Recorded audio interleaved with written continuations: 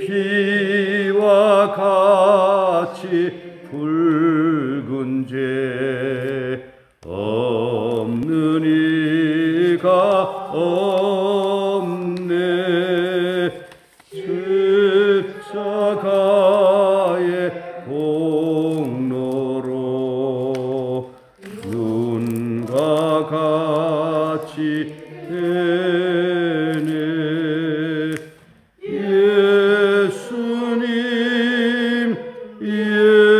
예수님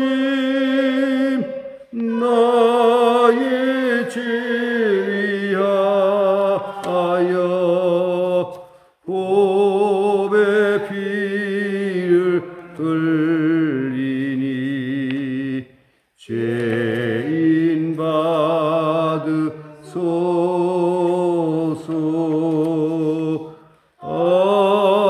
아름답다 예수여 나의 좋은 친구. 예수 공로 아니면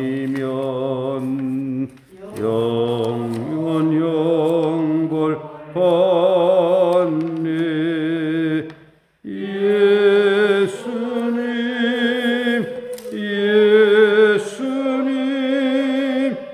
나의 죄 위하여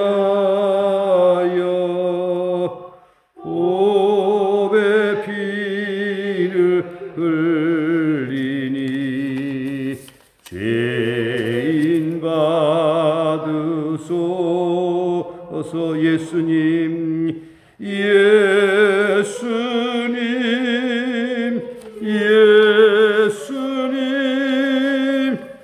나의 죄 위하여 보배 피를 흘리니 죄인 받으소서. 예수님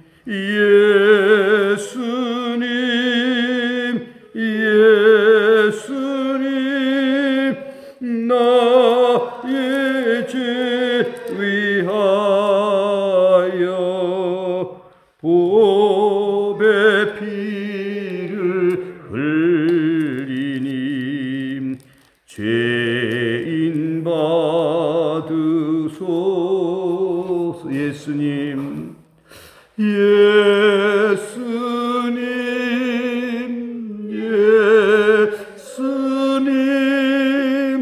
나의 죄 위하여 보배 피를 흘리니 죄인 받으소서.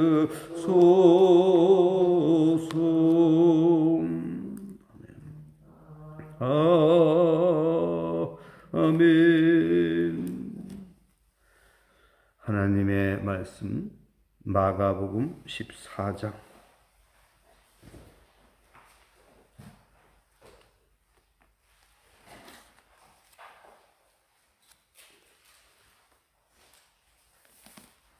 43절부터 65절까지 봉독하겠습니다. 43절부터 65절까지 함께 봉독하겠습니다. 예수께서 말씀하실 때에 곧 12 중에 하나인 유다가 왔는데 대제사장들과 서기관들과 장로들에게서 파송된 무리가 금과 뭉치를 가지고 그와 함께 하였더라.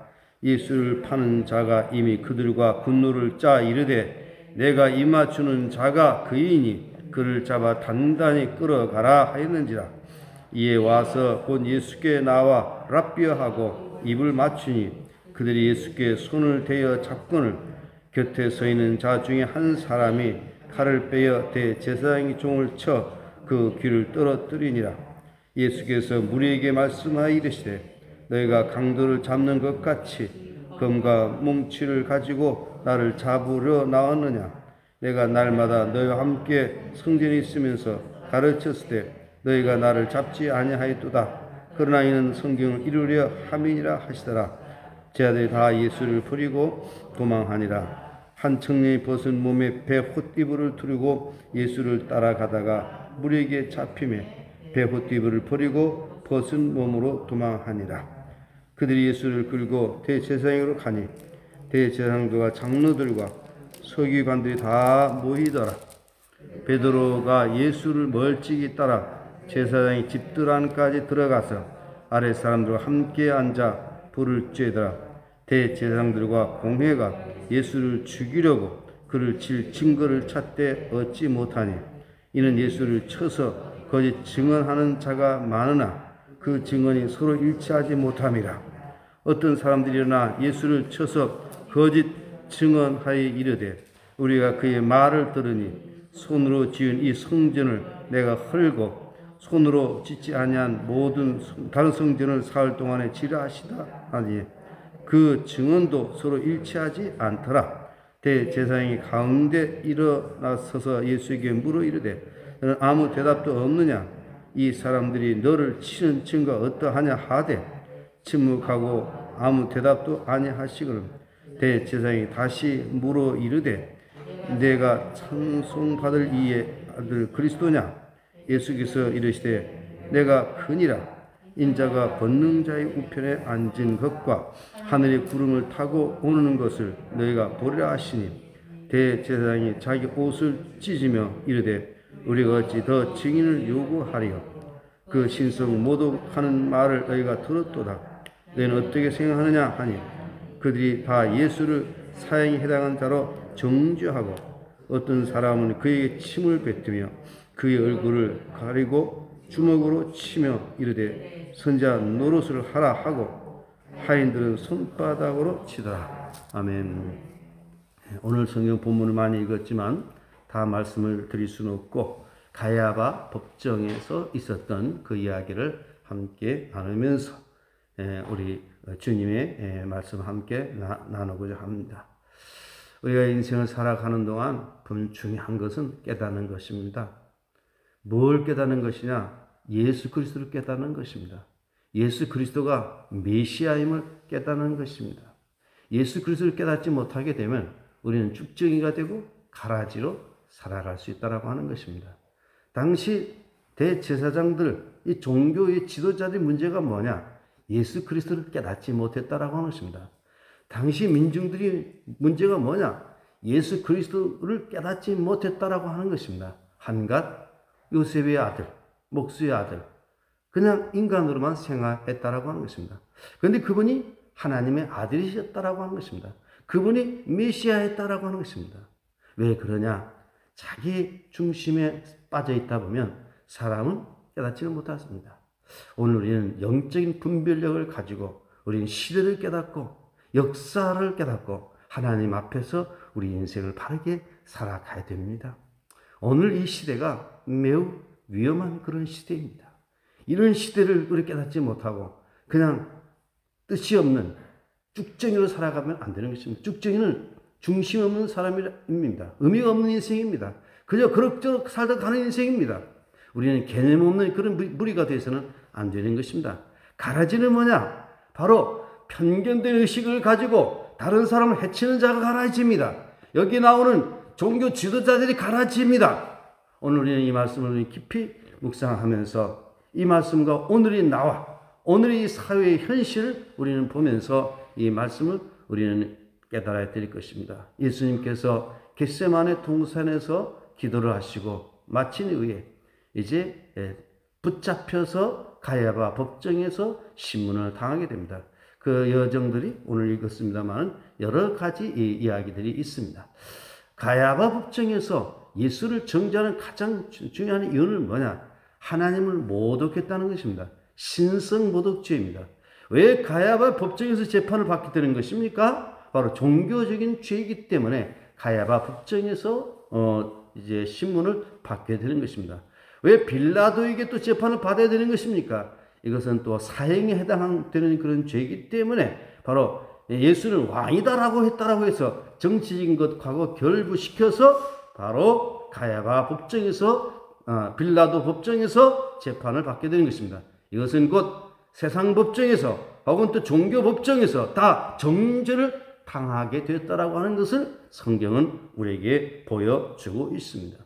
오늘도 교회의 지도자들이 바르게 서지 못하게 되면 교회를 해치는, 예수 그리스도를 십자가에 못 박는 이런 가라지 같은 그런 인생들이 될 수 있다라고 하는 것입니다. 정치 지도자들이 바른 분별을 갖지 못하게 되면 예수 그리스도를 십자가에 처형하도록 허락한 빌라도처럼 흉기가 될 수 있다라고 하는 것이죠. 오늘 우리는 역사 앞에서, 교회 앞에서, 하나님 앞에서, 후손들 앞에서 우리는 옳고 그름을 분별하면서 분명한 의식이 있는, 중심 있는 그런 신앙의 삶을 살아가야 될 것입니다. 우리가 믿고 있는 이 믿음의 가치를 우리는 제대로 깨닫고 하나님 말씀 따라 살아가야 될 것입니다. 그럼 우리 성경 한 구절 찾으면서 읽어보시도록 하겠습니다.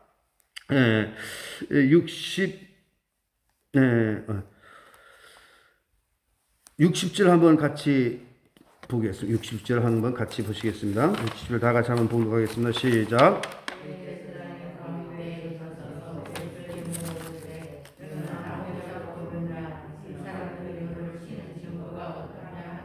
예, 지금 신문하는 과정입니다. 모든 절차 생략하고 신문하는 과정인데, 대제사장이 가운데 일어서서 예수에게 물어 이르되 너는 아무 대답도 없느냐? 이 사람들이 너를 치는 증거 어떠하냐 하되, 바로 거짓 증인들이 예수를 거짓 증언합니다. 성전을 헐고 사흘 동안 짓겠다 했다. 예수님이 이 말씀을 하신 적이 있었죠. 자, 예수님께서 공생 기간 중에 가장 관심을 가졌던 것이 바로 성전 청결입니다. 예루살렘 유월절 첫 번째 올라가서 첫 번째 한 일이 뭐냐? 성전을 청결케 한 일입니다. 그리고 마지막 주간 화요일에 있었던, 고난 주간 화요일에 있었던 것이 성전 청결했습니다. 이것은 뭐냐? 오늘날 교회가 중심인데 교회가 교회의 기능을 다하지 못하면 타락된 것입니다. 당시 성전은 완전히 타락이 되어버렸다라고 하는 것입니다. 교회가 완전히, 성전이 장사하는 강도의 소굴이 되어버렸다라고 하는 것입니다. 매매하고 돈 바꾸는 거, 이게 다 허락된 겁니다. 그런데 하나님께 예배하는 예배 본질은 잃어버렸고, 바로 세상의 것으로 완전히 전락이 되었다라고 하십니다. 교회가 타락이 되면 인본주의가 교회를 장악하게 됩니다. 하나님의 뜻이 아닌 세상 것이 교회에 들어와서 교회를 장악하게 됩니다. 지금 한국 교회가 지금 그런 위기에 놓여 있다라고 하는 것입니다. 교회가 돼야 되는데 교회가 되지 못하고 있다라고 하겠습니다. 성경을 바르게 전해야 될 목회자들이 성경을 바르게 전달하지 못하고 성도들을 헷갈리게 한다라고 하는 것입니다. 또한 성도들 역시도 분별력이 없이 살아가는 경우들이 많이 있다라고 하는 것입니다. 그렇기 때문에 우리 교회 지도자인 저를 비롯한 우리 교회의 목사, 장로 된 이들이 정말로 하나님 앞에 바르게 서지 않으면 안 된다라고 하는 것입니다. 그래서 예수님께서는 성전을 청결케 하셨습니다. 성전을 청결하신 이 주님의 그 뜻을 우리는 이해해야 됩니다. 그런데 여기서 가장 반발하는 세력이 바로 종교인 세력입니다. 대제사장과 당시 서기관, 이런 종교 그룹인 이 종교 지도자들이 예수님에 대해서 가장 강력한 그런 반발하는 지도자들이 되었다라고 하는 것입니다. 왜 그렇습니까? 뭐가 달라서요? 생각이 달라서. 왜 그렇습니까? 분별력이 없어서. 우리는 영적인 분별력을 잃어버리게 되면 우리는 예수님을 십자가에 못 박아 죽이는 그런 차례에 놓일 수 있게 된다라고 하는 것이죠. 교회에서 수많은 그런 회의, 수많은 그 일들 가운데 보게 되면 바로 잘못된 경우들이 있습니다. 오늘 우리는 언제나 중심을 잃지 않고 오직 예수님으로, 오직 하나님 말씀으로 오직 성령 충만함으로, 오직 사랑함으로, 교회를 세움으로 우리는 중심을 잃지 말고 바른 판단하고 바른 행동을 해야 될 것입니다.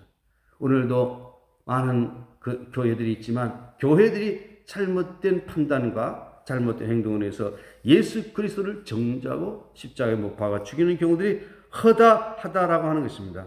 그래서 이 거짓 증인들을 세워가지고 거짓 증언하게 하는 이유가 바로 성전 청결케 할 때 성전을 헐고 사흘 만에 짓겠다. 이 말은 예수님 자신이 사흘 만에 다시 부활하게 될 것을 말씀하신 것인데 이것을 가지고 예수님을 신성 모독했다라고 해가지고 증언하고 있는 것입니다.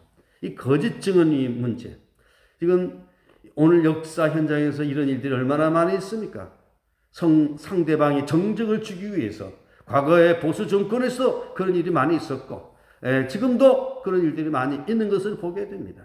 자기하고 생각이 다르다라고 해서 그러지 않았을까라고 해가지고 추측성 보도를 하면 이것은 언론에 가게 되면 사실로 규정되어 가지고서 정죄하게 되고 그래서 사실도 아닌 것 가지고 사람을 감옥에 가두고 정죄하는 이런 일들이 얼마나 많이 있었는지 최근에도 그런 일들이 일어나고 있음을 우리는 보고 있습니다. 그래서 우리는 정말 하나님 앞에서 바르게 살아가야 되겠다라고 하는 것이죠. 그래서 거짓 증인들이 이야기를 듣고서 대제사장이 가운데 일어서 예수께 물어 이르되 너는 아무 대답도 없느냐? 이 사람들이 너를 치는 증거가 어떠하냐 하되 바로 사흘 만에 다시 성전을 짓겠다라고 하는 말씀을 대해서 말씀하고 있는 것입니다. 그때 예수님 어떻게 했습니까? 61절, 62절 다 같이 보시겠습니다.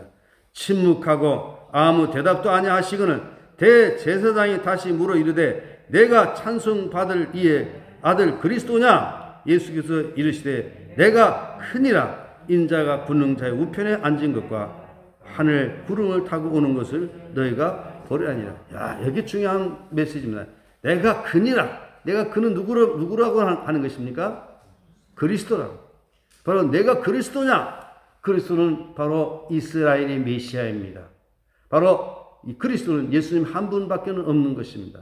그래서 당시 종교 지도자들이나 당시 사람들은 그래서 정치적인 그런 메시아, 그런 사람으로 오해를 한 것입니다.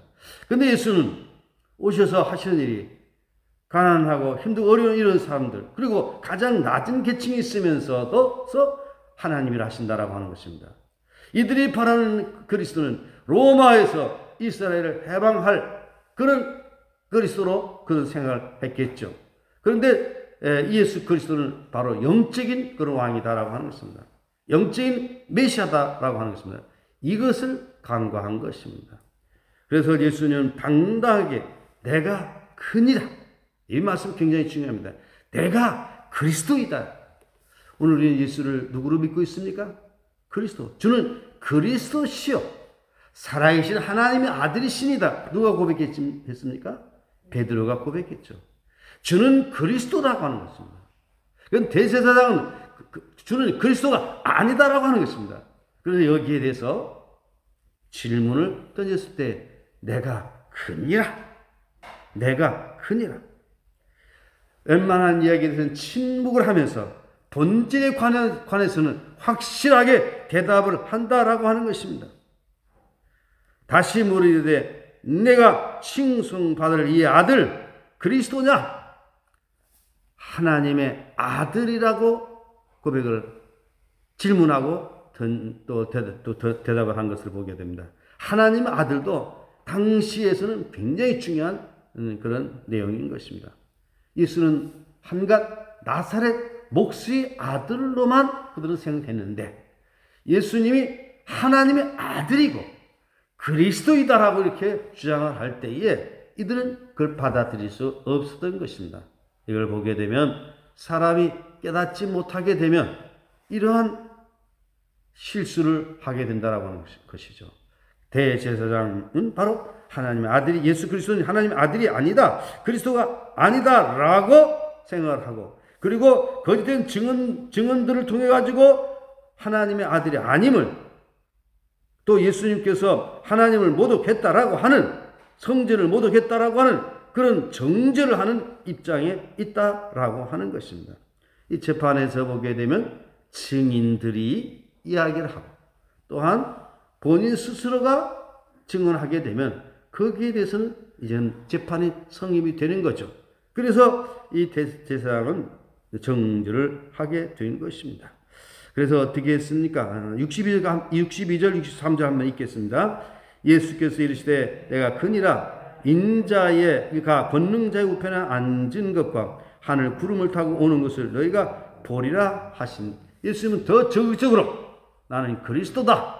그리고 장차 있게 될 것을 말씀하고 있습니다. 내가 크니라 인자가 권능자의 우편에 앉은 것과 우리 주님께서 하나님 우편에 앉을 것과 하늘 구름을 타고 오는 것을 너희가 보리라 하시니. 이건 뭡니까? 재림할 것을 말씀한 거죠.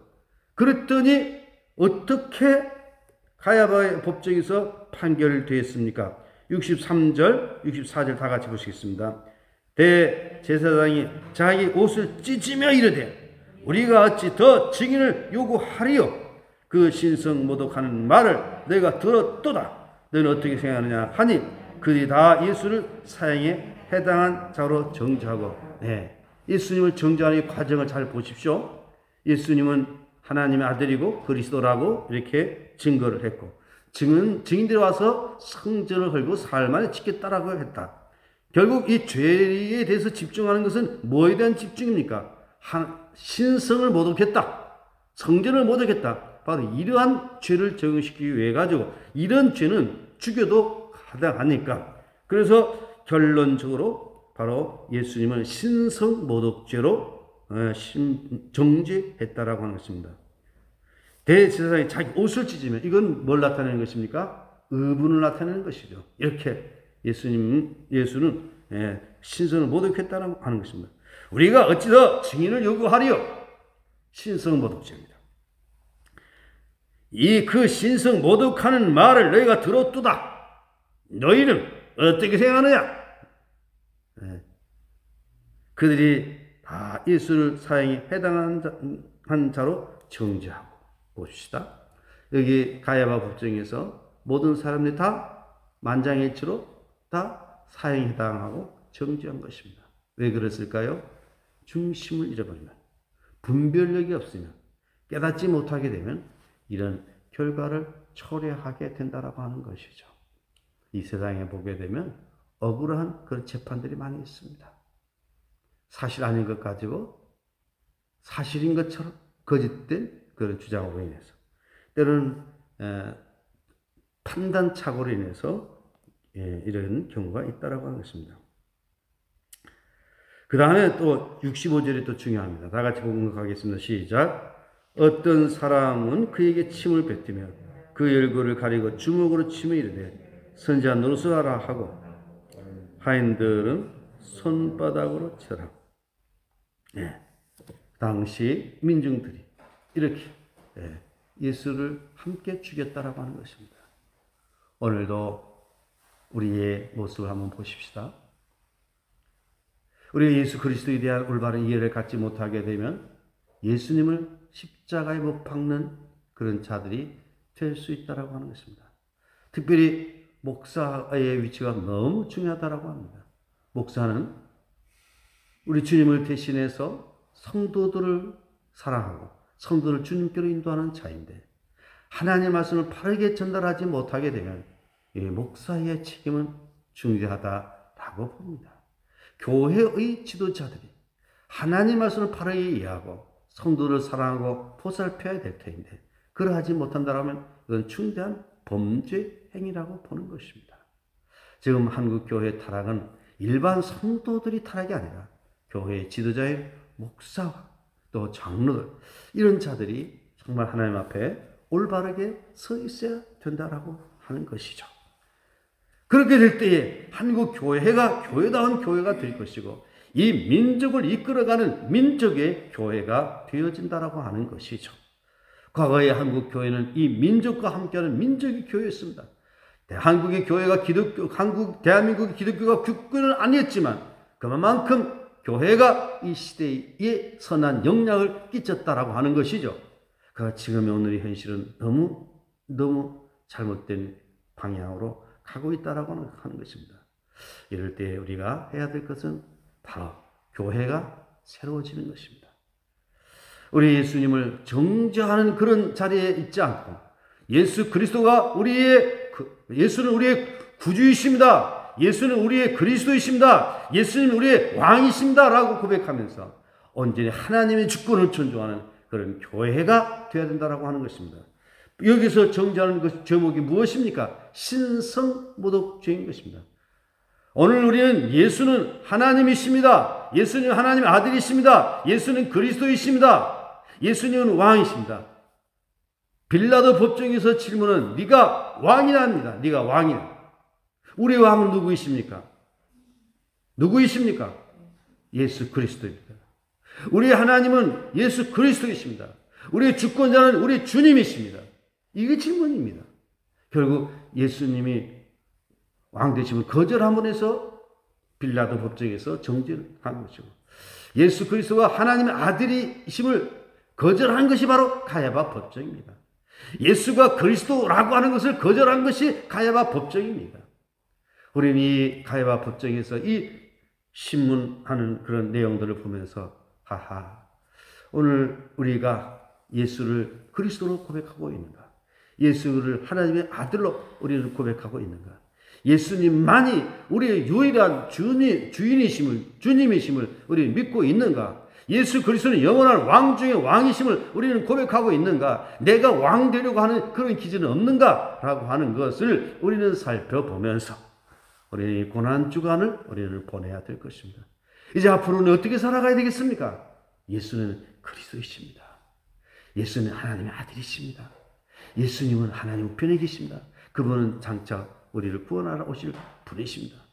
이런 예수 그리스도에 대한 올바른 이해와 더불어서 머리로만 믿는 신앙이 아니라 우리의 몸과 마음까지 함께하고 행동까지도 움직이지는 오직 예수님으로 살아가는 참된 그리스도인으로 살아갈 수 있기를 예수님의 이름으로 축복합니다. 기도하겠습니다. 하나님 아버지, 우리가 이 세상 살아가는 동안에 예수 그리스도에 대한 올바른 이해를 갖지 못하게 될 때에 그로 인해서 얼마나 많은 잘못된 일들이 일어나고 있는지 오늘 성경의 말씀을 통하여 더욱더 깨달아지게 됩니다. 당시 종교계가 너무나도 타락된 가운데 있었을 때에 예수님께서는 바로 내 집은 만민이 기도하는 집이다라고 하면서 상을 뒤집고 비둘기 파는 장사하는 사람 내쫓고 성전을 청결케 하셨는데 이런 일들이 3년 어간에 두 차례 있고 이러한 일들로 인하여서 당시 종교 기득권자들에게 미움을 받게 되고 결국 예수 그리스도를 하나님을 모독한 자로 신성을 모독한 자로 성전을 모독한 자로 정죄를 받고 이제 오늘 심판을 당하는 오늘 모습을 봅니다. 그리고 거짓된 증인들의 증언과 또한 거짓된 종교인들이 재판 과정을 통해서 예수님은 사형에 해당한 자로 정죄되는 가운데 예수님께서 증언하시기를 내가 크니라 내가 그리스도이다 그리고 나는 하나님 오른편에 있다가 다시 올 것이다 라고 말씀을 할 때에 다시 대제사장은 무슨 더 증인을 요구하려 하라고 하면서 예수님을 정죄하고 십자가에 예수를 죽이려고 판결한 상황을 보았습니다.